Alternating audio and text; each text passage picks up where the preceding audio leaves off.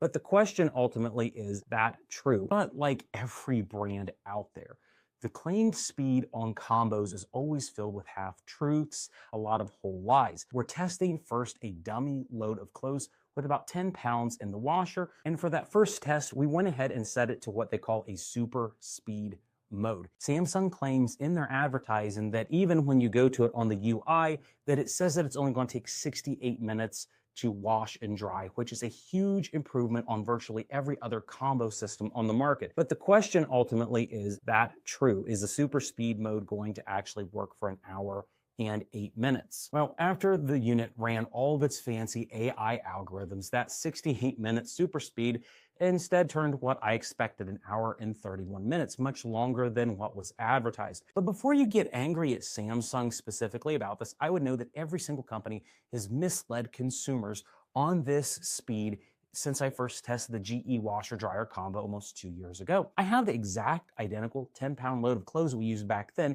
and the thing is, clothing is not always the same. It's possible you could get that 68-minute runtime if you used a ton of polyester clothes. You see, these machines are actually a little bit smart, and what they change that time based on is whether or not you have a lot of polyester in your load of clothes. Companies use very shady mixtures when they do these performance tests, so they're mostly water-free like this polyester, whereas a normal load in most houses is going to have a lot of cloth. So that is why the runtime was dishonest. Overall, at the end of all the notices, we timed it about an hour and 35 minutes, which I thought was pretty good, but it wasn't what was advertised. However, when you look at the other combos we tested, the 1 hour and 35-minute runtime was a huge improvement because most other units in these same modes with similar sizes would run for about an hour long.